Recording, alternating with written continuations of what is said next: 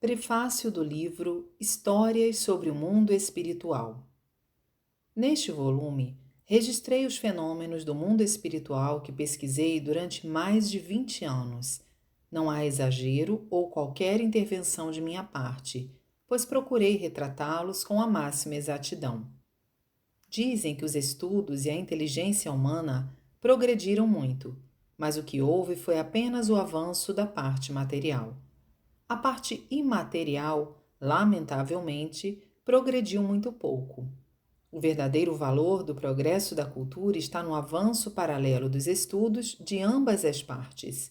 Apesar do maravilhoso desenvolvimento da cultura, a felicidade humana não está conseguindo acompanhá-lo, e a principal causa, conforme eu disse anteriormente, se deve ao desequilíbrio com que se dá o progresso.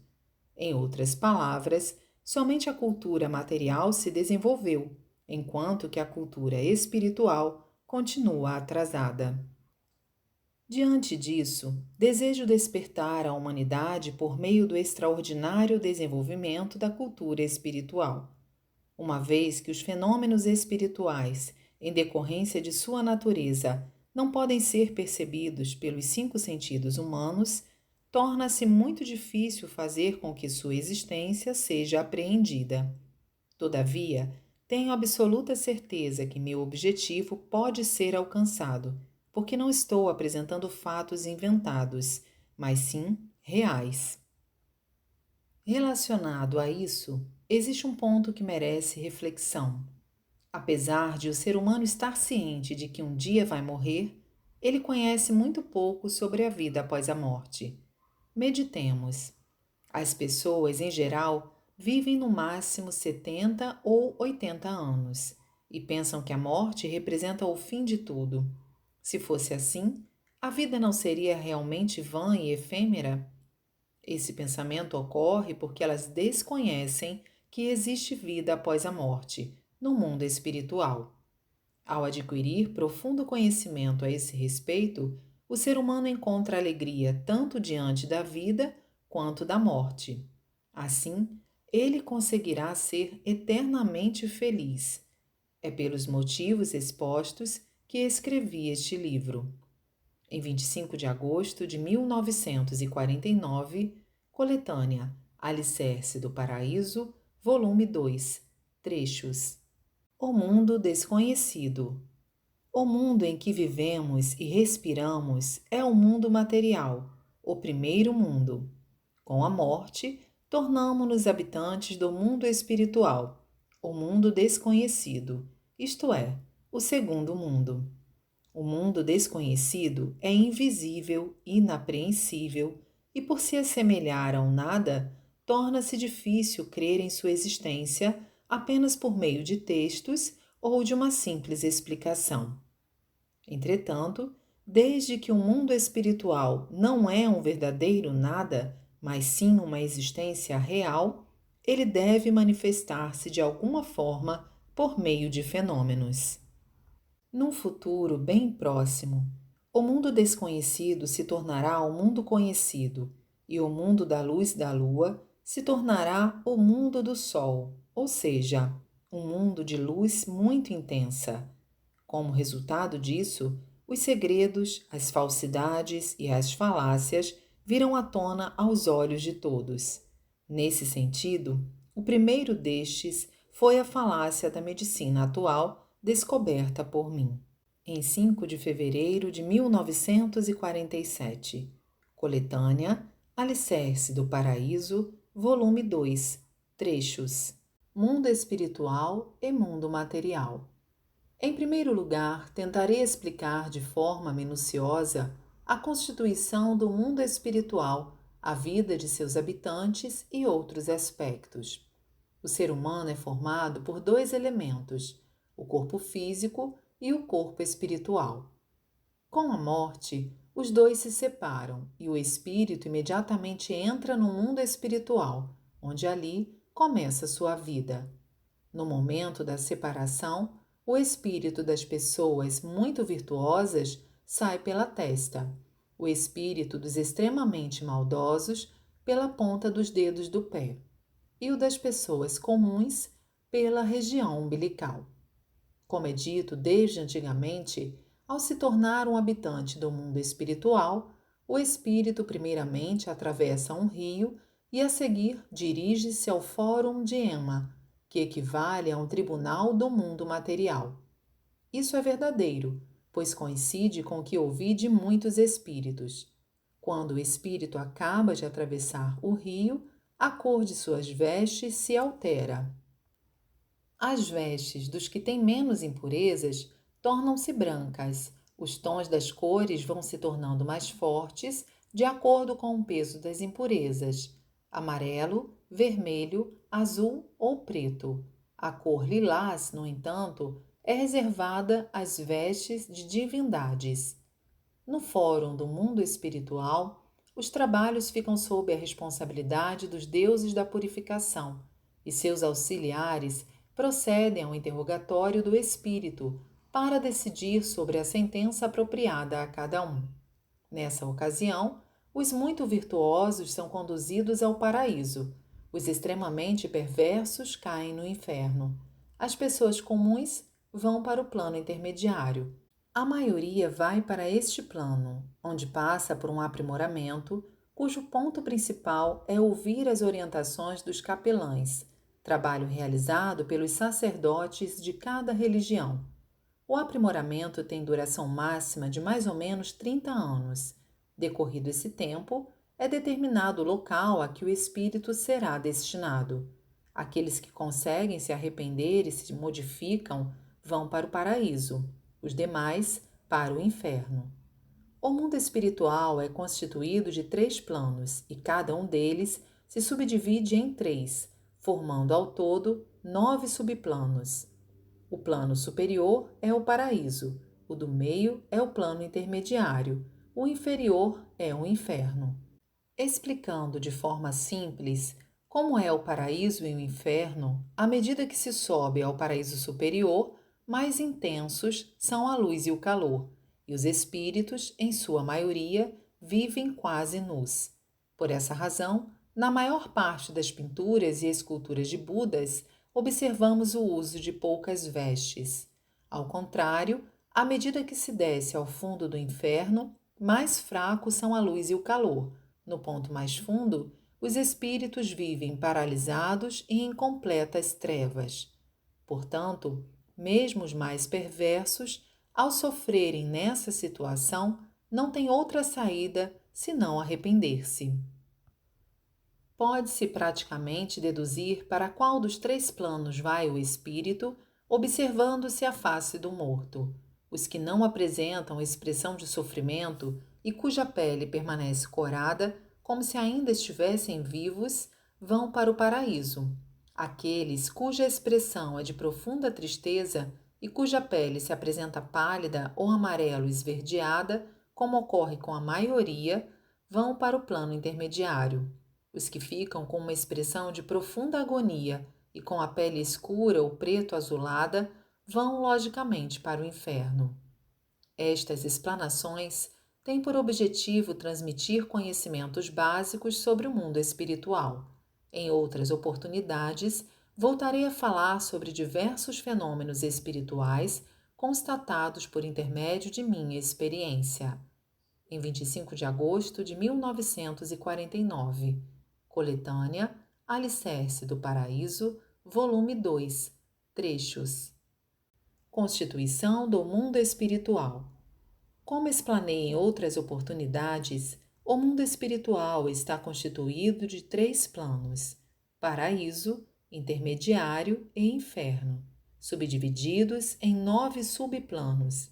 A diferença entre cada plano é determinada pela luz e calor. No plano mais elevado, a luz e o calor são extremamente intensos. O inferno, que é o mais baixo, caracteriza-se por ser um mundo de escuridão e de ausência de calor. O plano intermediário situa-se entre os dois e equivale ao mundo material. O fato de existirem pessoas felizes e infelizes no mundo material ocorre porque elas estão em níveis condizentes com o paraíso e o inferno. No paraíso mais elevado, ou seja, no primeiro paraíso, A luz e o calor são muito fortes. Os seres celestiais que lá habitam vivem quase nus. À medida que se desce para o segundo e o terceiro paraíso, a luz e o calor diminuem gradativamente. Suponhamos que um espírito fosse elevado do inferno direto para o paraíso. Ele seria ofuscado pela intensa luz e, não suportando o sofrimento causado pelo calor, retornaria ao inferno. Isso é idêntico ao que se passa no mundo material. Mesmo que uma pessoa seja promovida, se a posição não lhe for condizente, ela sofrerá. No mundo espiritual também existem as várias organizações religiosas. Em cada uma delas existem suas divindades e seus respectivos fundadores. Assim, os espíritos das pessoas que tinham religião durante a vida terrena, ao entrarem no mundo espiritual, se filiam à organização a que elas pertenciam. Não se pode calcular o quanto são mais felizes que os espíritos dos que não possuem uma crença, pois estes, por não terem uma organização a qual se filiar, ficam perdidos e confusos. A expressão ser um espírito errante, que é utilizada desde épocas remotas, refere-se exatamente aos espíritos descrentes que perambulam pelo plano intermediário.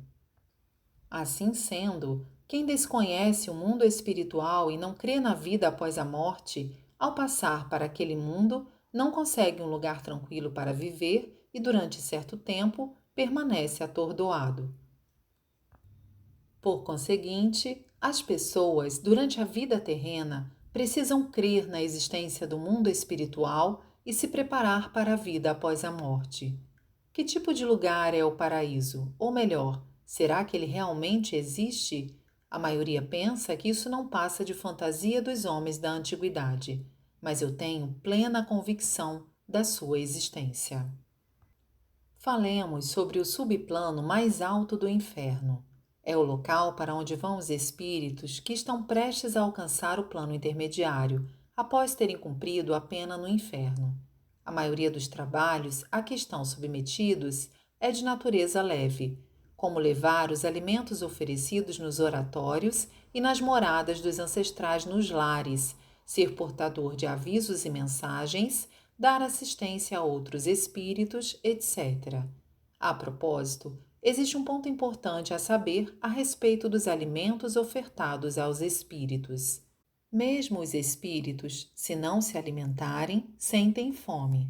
Contudo, em que consiste esse alimento? O espírito serve-se da energia espiritual dos alimentos. Ao contrário do que se passa no mundo material, ele se satisfaz com uma quantidade extremamente reduzida de comida, por exemplo, uns 3 grãos de arroz por dia. Portanto, o alimento comumente oferecido nos lares é bastante para um grande número de espíritos e ainda resta muito.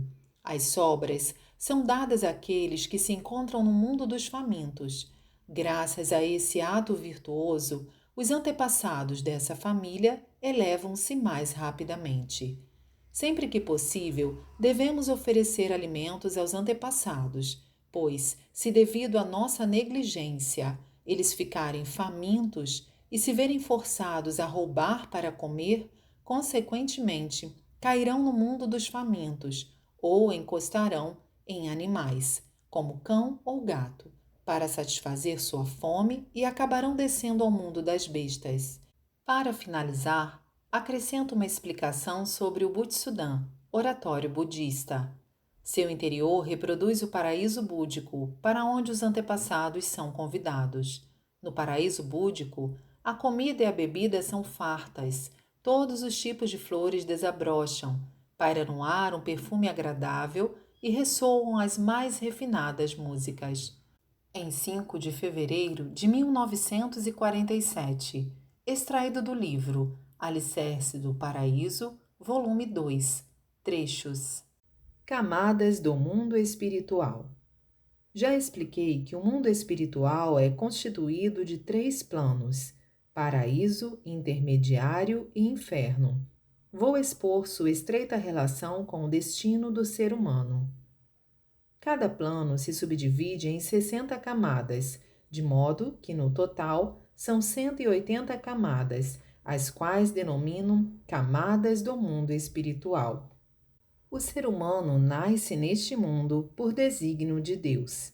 Eis uma pergunta que qualquer pessoa faz: qual é a razão de o ser humano ter nascido neste mundo? Enquanto não compreender verdadeiramente essa razão, não há como ele ter um comportamento correto e alcançar a paz interior, além de correr o risco de levar uma vida vazia e ociosa. Então, qual é o propósito de Deus?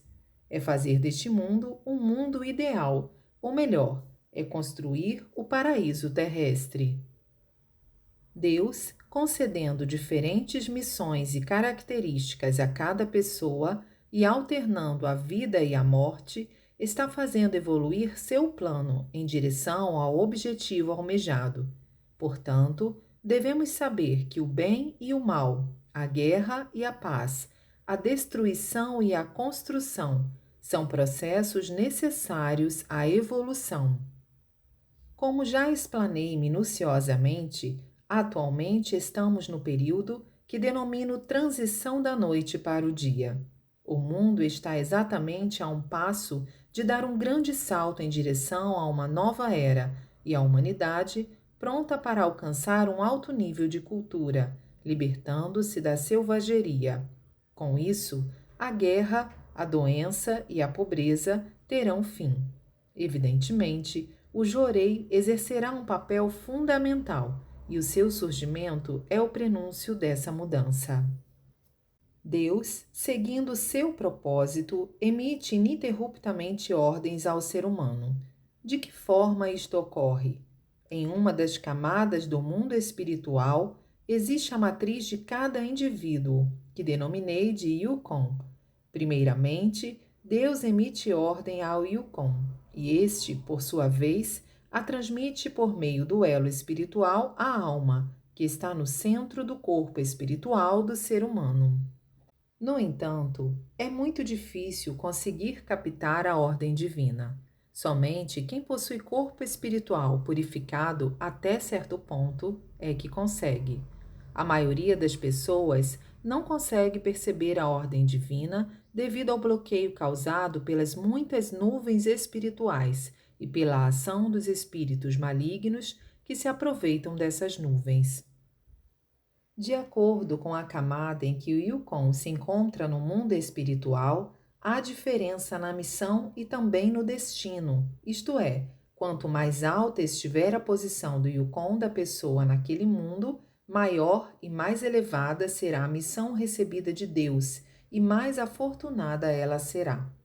Por outro lado, quanto mais baixa for a posição do Yukon, menos feliz será a pessoa, e quando aquele atingir a última camada inferior, ela será extremamente infeliz.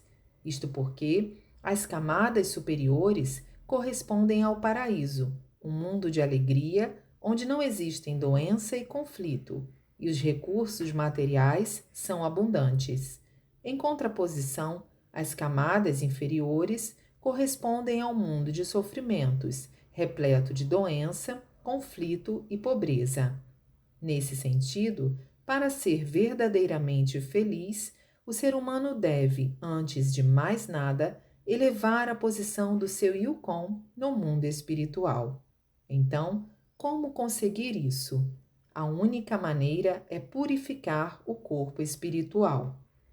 O espírito purificado sobe por ser leve, e o espírito nublado desce por ser pesado. Para tornar-se uma pessoa de espírito purificado, é preciso somar boas ações e acumular virtudes. Contudo, existe um meio que possibilita subir de uma só vez várias dezenas de camadas no mundo espiritual, qual seja fazer o curso para aprender o método do Jorei. Aqueles que ingressam em nossa religião têm afirmado unanimemente que, em termos espirituais, logo de início sua visão sobre a vida mudou radicalmente e que conseguiram compreender melhor a realidade das coisas em virtude do aumento do Tie-Shokaku.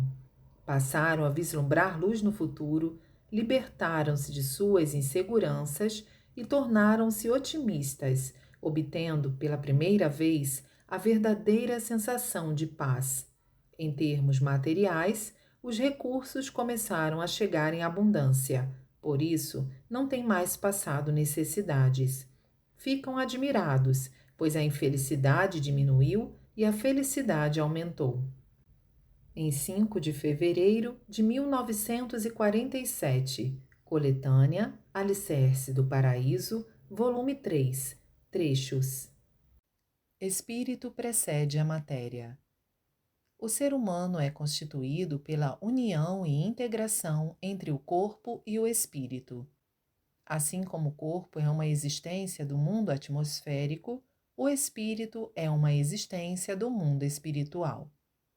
Este mundo, conforme expliquei, é transparente, mais rarefeito que o ar e semelhante ao nada.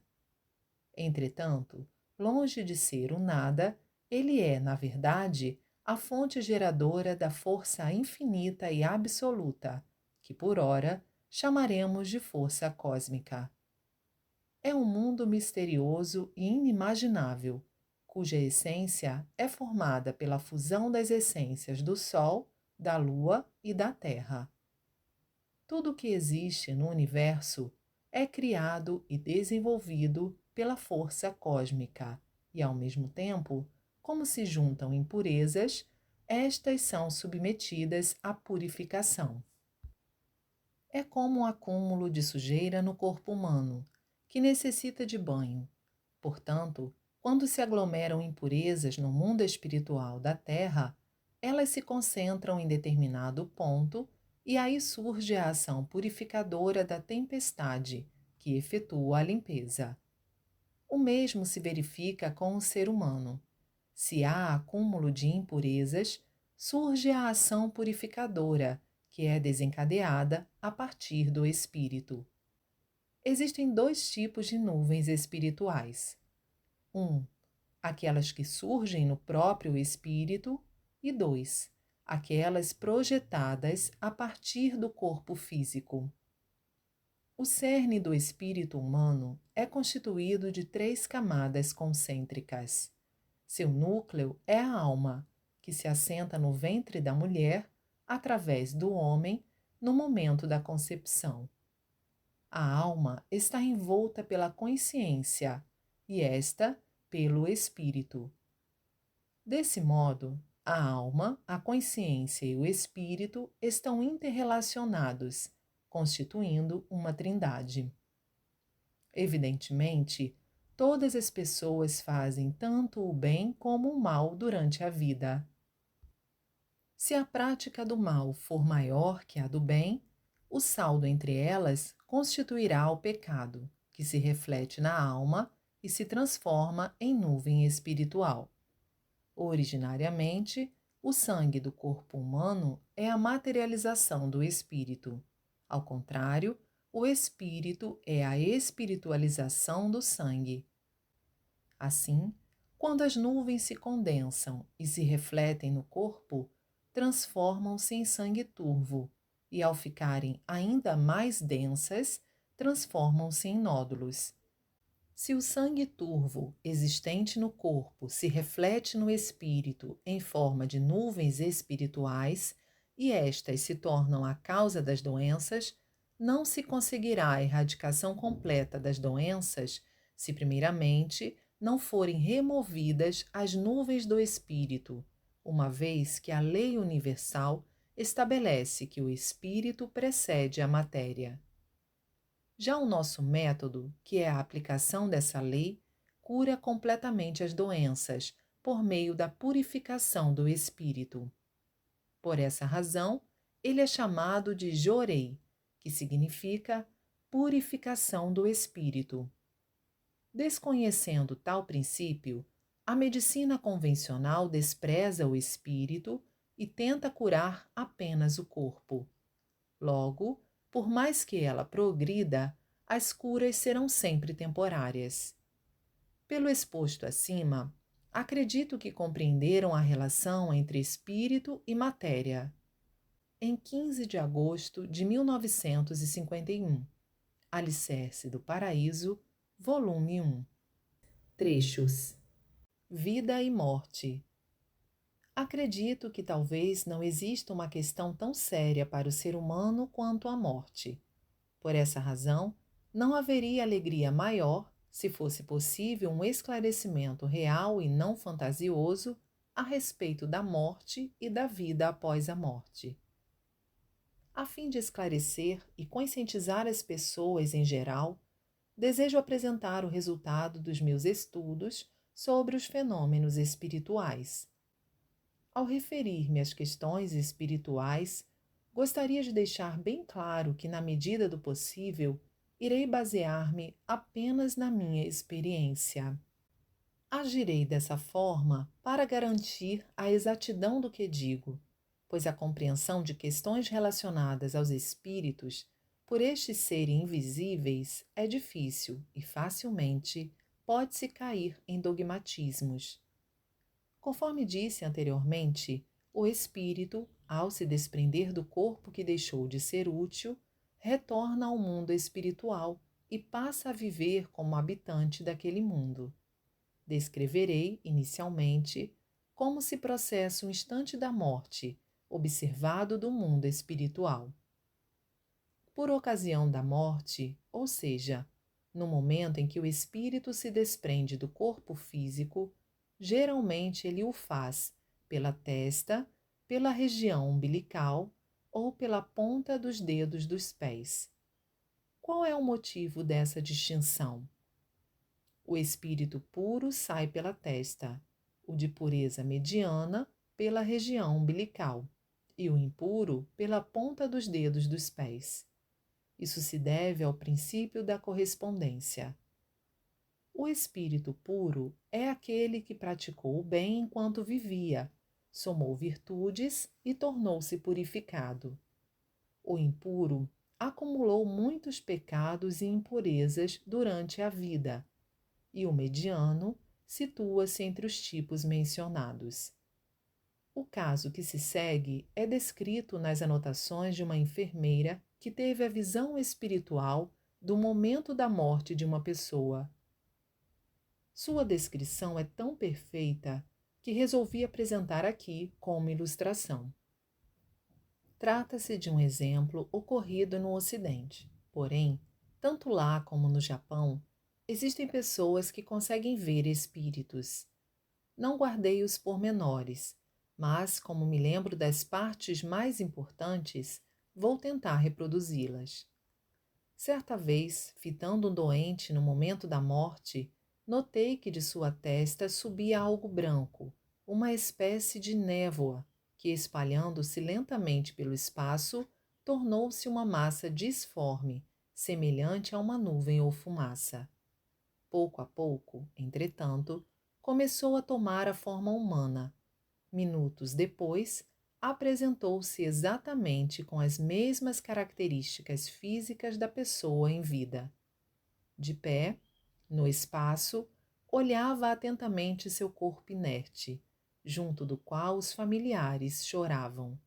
Parecia que desejava mostrar-lhes sua presença. Talvez, por perceber que estava em dimensão diferente, desistiu. Permanecendo ali por alguns instantes, voltou-se suavemente em direção à janela e foi-se embora. Essa descrição retrata muito bem o momento da morte. O budismo refere-se à morte com a expressão ir para nascer. Se observarmos a partir do mundo material, é ir para morrer. Todavia, se o fizermos a partir do mundo espiritual, trata-se de nascer naquele mundo, ou seja, ir para nascer. Existe ainda a expressão antes de nascer, que se refere ao período antes da morte. O espírito vive no mundo espiritual durante poucos ou até centenas de anos e depois nasce novamente no mundo material.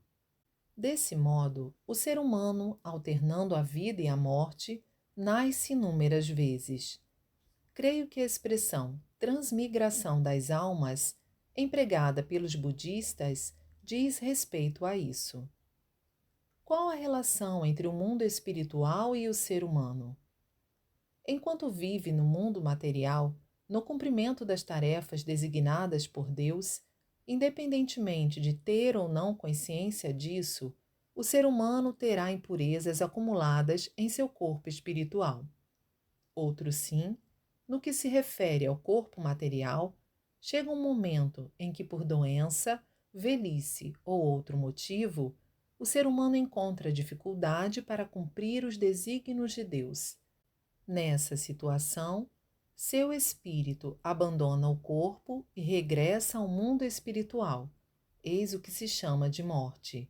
No momento em que o espírito entra no mundo espiritual, inicia-se, na maioria deles, o processo de purificação de impurezas. A quantidade destas, logicamente, determina uma vida espiritual em uma posição mais elevada ou mais baixa, e o tempo de purificação mais curto ou mais longo. Os espíritos que alcançam certo grau de purificação reencarnam por desígnio de Deus. Este é o curso normal. Porém, de acordo com a pessoa, há situações em que isso não ocorre. Por exemplo, aqueles que, na ocasião da morte, têm forte apego à vida, acabam reencarnando antes de terem sido suficientemente purificados no mundo espiritual. Eles terão um destino infeliz, porque precisarão purificar uma considerável quantidade de pecados e impurezas da vida anterior que ainda lhes restam. Nesse sentido, podemos ver também muitas pessoas que, apesar de serem boas, são infelizes. São pessoas que, na vida anterior, cometeram muitos pecados e, no momento da morte, se arrependeram, tomando a firme decisão de nunca mais praticarem o mal. Como esse pensamento, sonem, se encontra impregnado em seu espírito, ao reencarnarem prematuramente, sem terem sido suficientemente purificadas, apesar de detestarem o mal e praticarem o bem, vivem sofrendo. Contudo, não são poucos os exemplos de pessoas que, passando um período de infelicidade, tendo os pecados e impurezas dissipados, tornam-se subitamente felizes. Observa-se que o ser humano deve, no seu dia a dia, manter a mente sem apegos e medos, de forma a ter uma morte tranquila e serena. As pessoas nascem com graus diferentes de sabedoria. Por quê? É pela diferença entre os espíritos velhos e os novos. Os mais velhos, por terem reencarnado muitas vezes, possuem uma larga experiência deste mundo, ao passo que os novos, por terem nascido recentemente no mundo espiritual, têm pouca experiência e são menos sábios. O que são espíritos recém-nascidos? São espíritos que nasceram após um processo de reprodução no mundo espiritual. Creio que muitos já devem ter tido a experiência de encontrar um desconhecido e sentir uma grande afinidade, como se fosse pai e filho ou irmãos. A razão é que na vida anterior eram parentes bem próximos ou tinham laços de estreita amizade. A isso dá-se o nome de afinidade espiritual. Em 5 de fevereiro de 1947, coletânea Alicerce do Paraíso, volume 3. Trechos. Julgamento no mundo espiritual. Enquanto vive neste mundo, o ser humano deve cumprir plenamente a missão e a vocação que lhe foram designadas por Deus em prol da humanidade. A maioria das pessoas, no entanto, enxerga apenas os aspectos exteriores das coisas e, inconscientemente, pratica ações subordinadas ao mal, que se tornam pecados e impurezas e se acumulam em seu corpo espiritual em forma de nuvens. Assim, ao se tornarem habitantes do mundo espiritual após a morte, a eliminação desses pecados e impurezas é realizada com todo o rigor. Ao entrar no mundo espiritual, A maioria dos espíritos é conduzida a um local que no shintoísmo é denominado Tyukai, ou Encruzilhada de 8 direções. No budismo, ele é conhecido por cruzamento de 6 caminhos, e no cristianismo, por mundo dos espíritos. Desejo chamar a atenção para um fato. O mundo espiritual do Oriente, de modo geral, é verticalizado, tridimensional, sendo que o do Japão é o mais verticalizado de todos, e o do Ocidente é, em linhas gerais, plano. Por esse motivo, a sociedade japonesa, em especial, possui muitas camadas hierárquicas, e a ocidental é não hierarquizada e igualitária. O objeto de minhas pesquisas foi o mundo espiritual do Japão, portanto, gostaria que lessem cientes disso. A encruzilhada de 8 direções, que citei há pouco, refere-se ao plano intermediário do mundo espiritual. Originariamente, o mundo espiritual é constituído de 9 subplanos, 3 do paraíso, 3 do plano intermediário e 3 do inferno. Após a morte, o espírito das pessoas comuns vai para o plano intermediário. O espírito de quem foi benevolente sobe imediatamente ao paraíso, e o do perverso cai diretamente no inferno. Podemos ter mais ou menos uma ideia disso observando a forma como ocorre a morte. Aquele cujo espírito vai para o paraíso ou para o Gokuraku sabe a data aproximada em que vai morrer e, nessa ocasião, não sente nenhum sofrimento. Chama os parentes próximos e, com a maior naturalidade, expressa suas últimas palavras a cada um e morre em paz. Ao contrário, aquele cujo espírito vai para o inferno, no momento da morte, agoniza em intenso sofrimento. O que vai para o plano intermediário experimenta sofrimentos de uma morte comum. A maioria dos espíritos vai para este plano, e podemos deduzir isso observando a face do cadáver. Aquele destinado ao paraíso não apresenta nenhuma expressão de sofrimento e fica corado, como se estivesse vivo. Já o que vai para o inferno tem a face escurecida ou esverdeada, com uma expressão de agonia. Finalmente, o que vai para o plano intermediário tem o rosto em geral amarelado, como é o caso da maioria dos cadáveres. Falarei primeiramente sobre os espíritos que se destinam ao plano intermediário. Para chegarem lá, eles têm de atravessar um rio. Antes da travessia, uma encarregada examina-lhes a roupa. Se esta é branca, o espírito passa, mas se é de outra cor, ele é obrigado a trocá-la por uma branca. Há 2 versões. Segundo uns, o espírito atravessa por uma ponte. Segundo outros, não há ponte, e ele atravessa pela água. Contudo, estes últimos afirmam ainda que o rio não tem água e que as ondulações que se tem a impressão de ver nada mais são que os corpos de inúmeros dragões se movimentando. Quando o espírito acaba de atravessar a ponte, a veste branca apresenta-se tingida. Por meio da cor, evidencia-se a quantidade de pecados e impurezas. As vestes dos espíritos que possuem pecados e impurezas em maior número ficam pretas.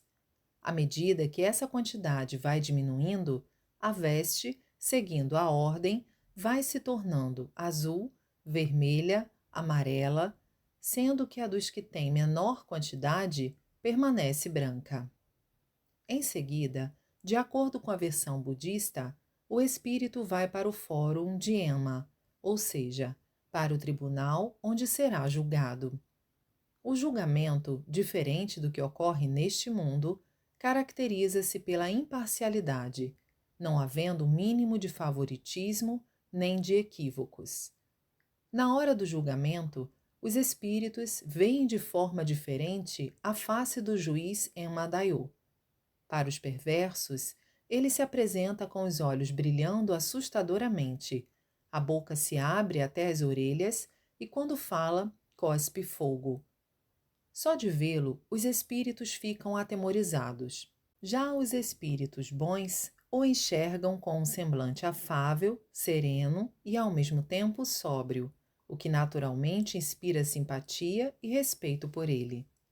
Um por um, os pecados são refletidos em um espelho de cristal e julgados. O julgamento é precedido de uma investigação preliminar com base nos registros do livro do Ema. É dito que aqueles que são juízes neste mundo têm a função de auxiliar no fórum do mundo espiritual, e a supervisão destes é feita pelos deuses da purificação.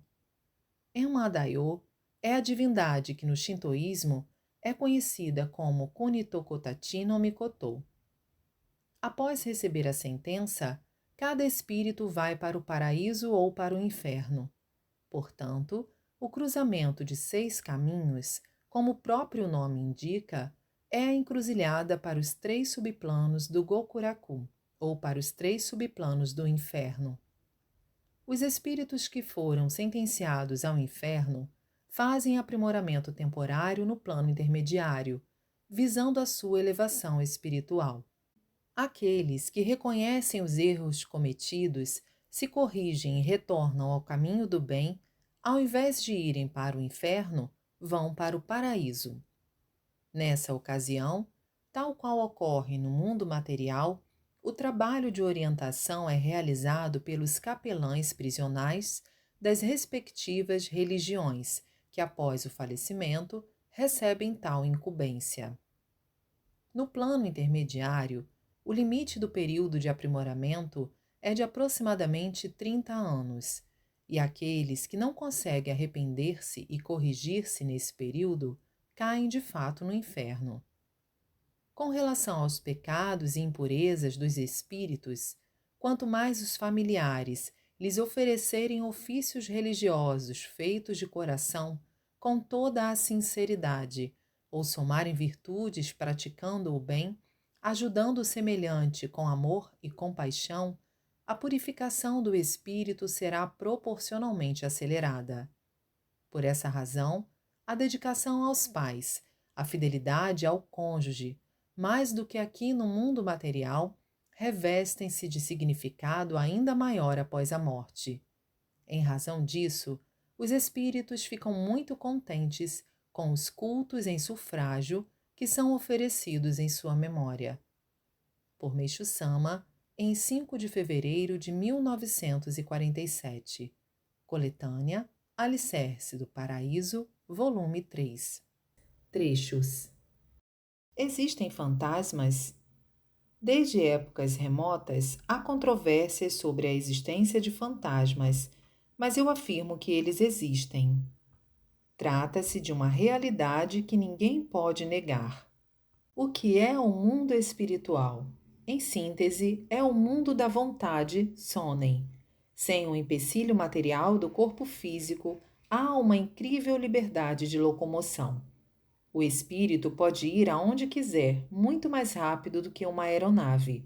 Entretanto, a rapidez com que ele se move depende do seu nível espiritual.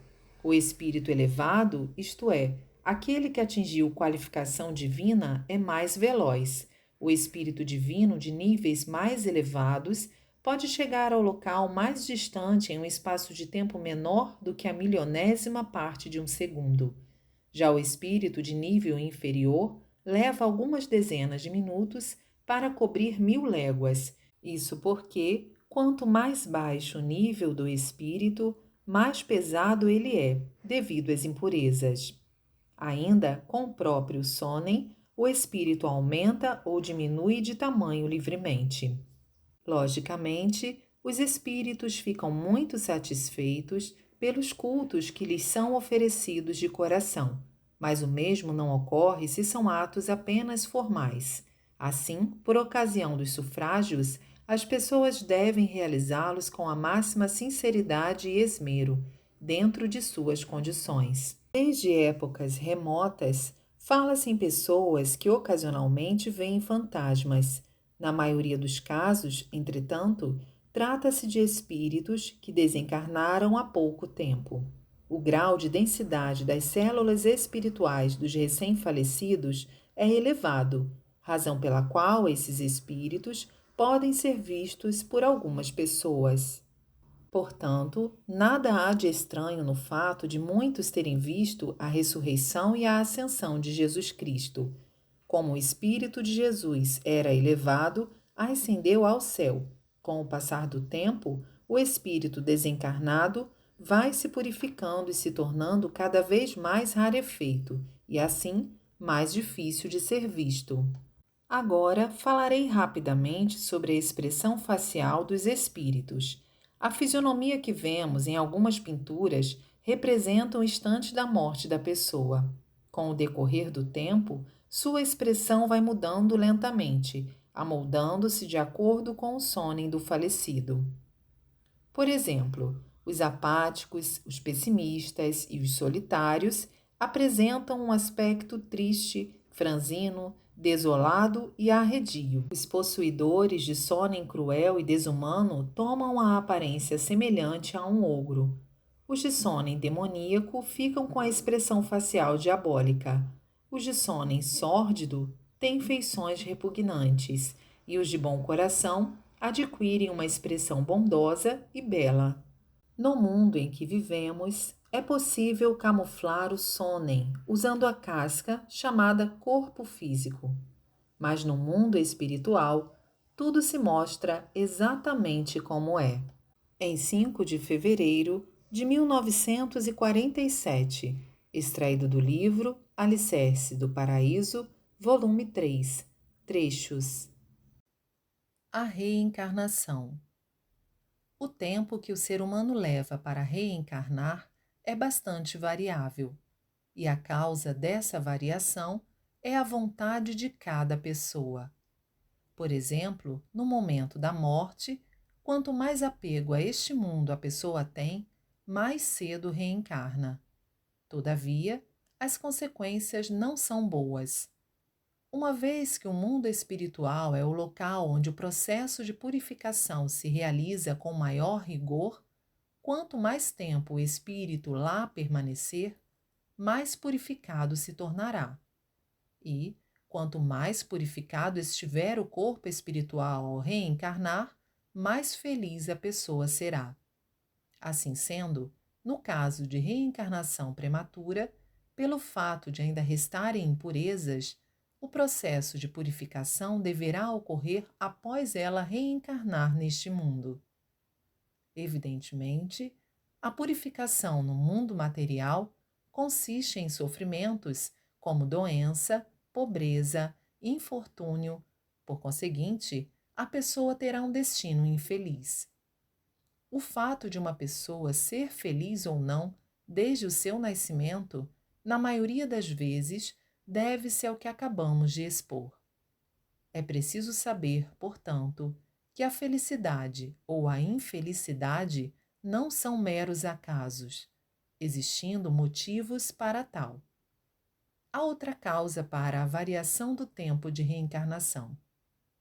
Quando familiares, parentes e descendentes do falecido lhe prestam homenagens póstumas e oferecem cultos de sufrágio, realizando-os com todo amor e sinceridade, ou quando se empenham em somar virtudes praticando o bem, ajudando o semelhante com amor e compaixão, ou ainda, quando trabalham em benefício da sociedade, tais práticas contribuem para a aceleração do processo de purificação daqueles espíritos. Por esse motivo, a expressão do amor e da devoção filial aos pais não deve limitar-se ao período em que estes se encontram neste mundo. Na verdade, expressar o amor e a devoção após a morte deles, por meio de cultos e da soma de virtudes, é ainda mais significativo. Há pessoas que nascem com malformações ou deficiências físicas.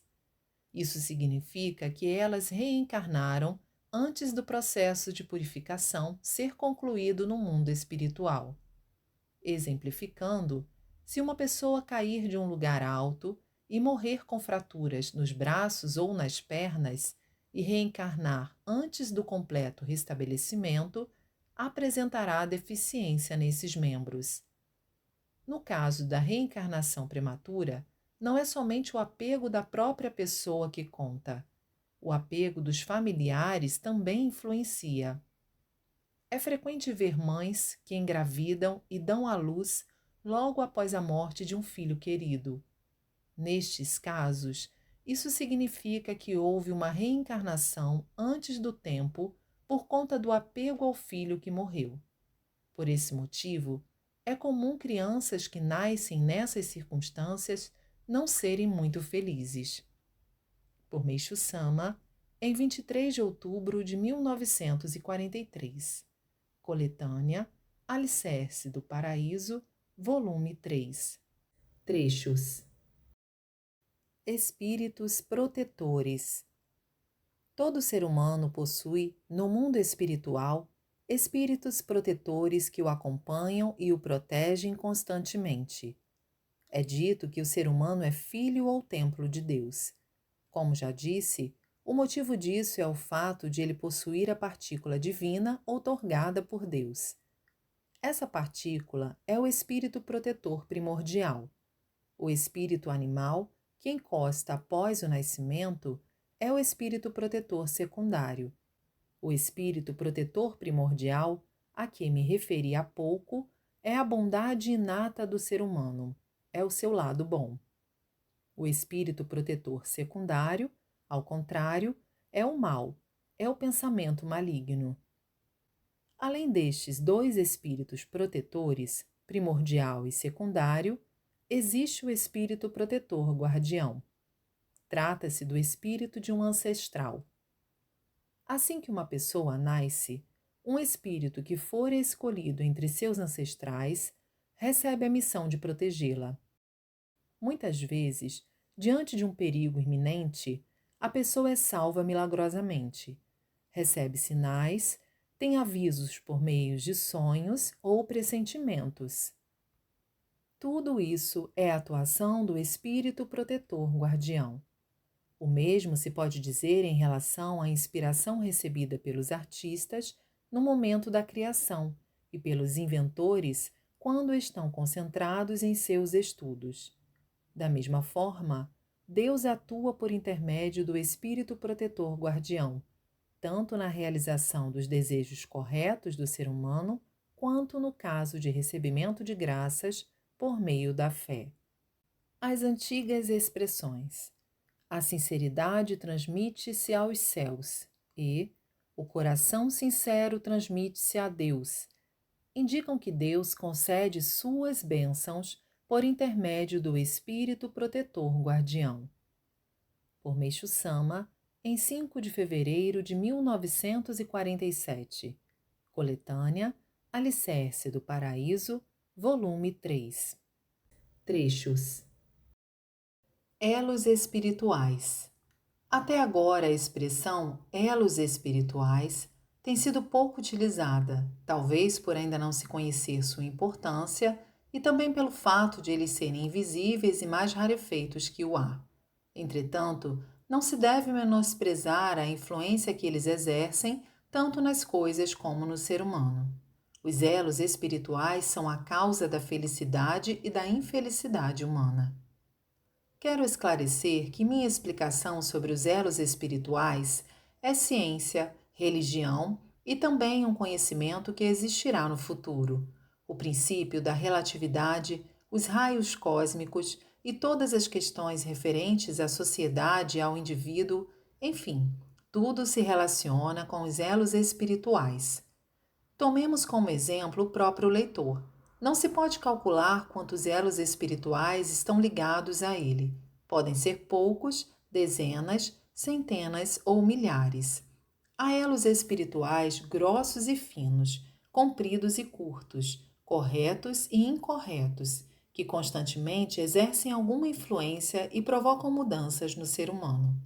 Não é exagero dizer que o homem se mantém vivo graças aos elos espirituais. O mais grosso é o que existe entre um casal, a seguir o que existe entre pais e filhos, entre irmãos, entre tios e sobrinhos, entre primos, amigos, conhecidos, etc., tornando-se nessa ordem cada vez mais fino. Os elos espirituais sempre se modificam. Quando há harmonia entre o casal, ele é grosso e brilhante. Quando os cônjuges estão em conflito, ele torna-se mais fino e perde o brilho. O mesmo se verifica entre pais e filhos, entre irmãos, etc. Novos elos podem se formar quando se fazem novos amigos e principalmente quando se começa um namoro. O elo espiritual entre pessoas que não têm laços de consanguinidade pode ser rompido, mas não é possível romper o que existe entre parentes consanguíneos.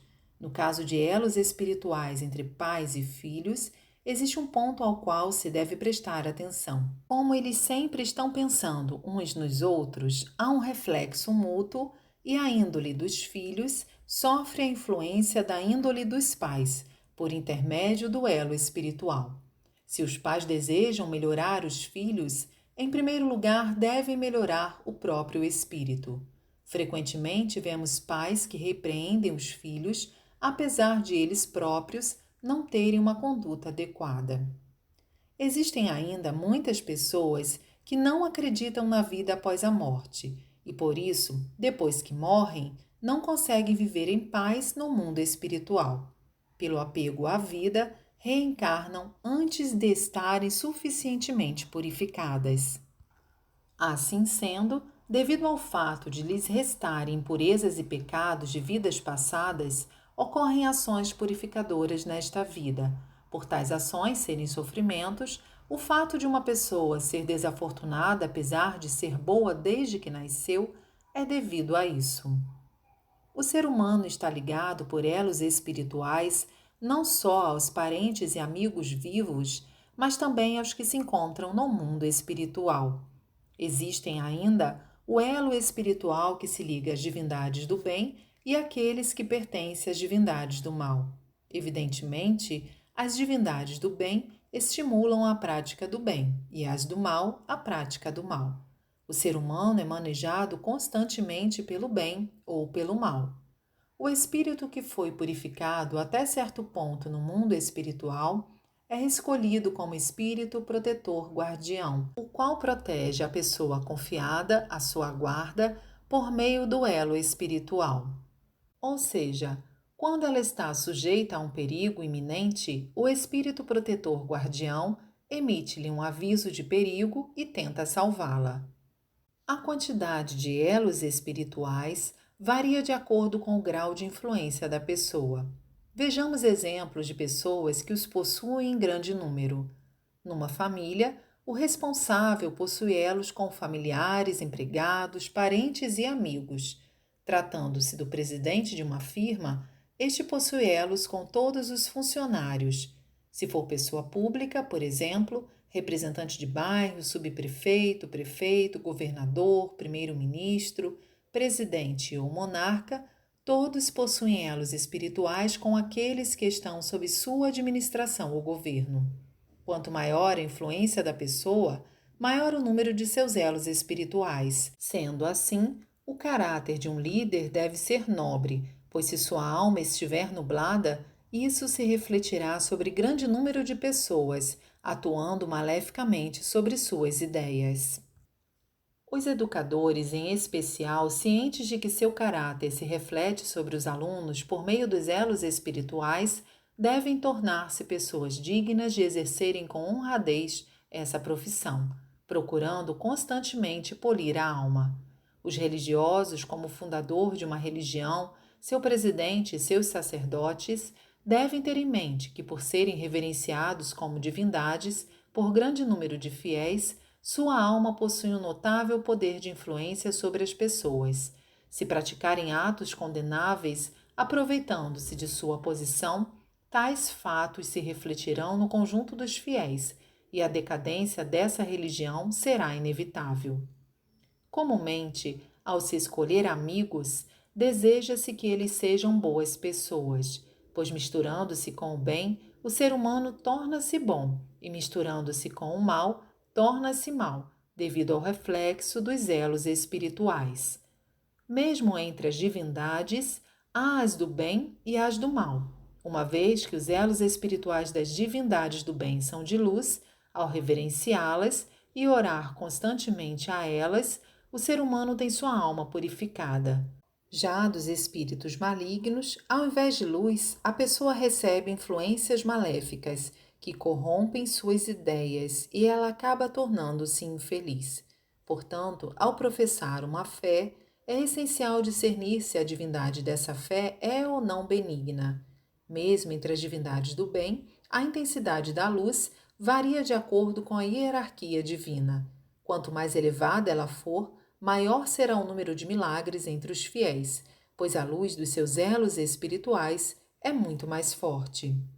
Em 5 de setembro de 1948, extraído do livro Alicerce do Paraíso, volume 2, trechos. A irresponsabilidade dos suicidas. Todos sabem que em nossa história sempre existiram suicidas. Atualmente, parece que o número deles é maior. Assim, percebemos que não há relação entre o progresso da cultura e o suicídio. Creio que o motivo dos suicídios no Japão é bem diferente dos cometidos em outros países. A meu ver, o que leva os estrangeiros a esse ato extremo é o estresse psicológico, mas a razão parece ser outra em nosso país. Durante o feudalismo, o suicídio tinha, na maioria dos casos, uma motivação psicológica, considerada nobre, como forma de pedido de perdão, advertência ao senhor feudal ou prova de inocência. Dessa forma, chegava a existir certo respeito pelos suicidas. No entanto, podemos dizer que, na atualidade, esses motivos quase não existem. Com relação aos famosos suicídios de escritores ocorridos recentemente, também podemos afirmar que não há como livrá-los da crítica de que foram irresponsáveis.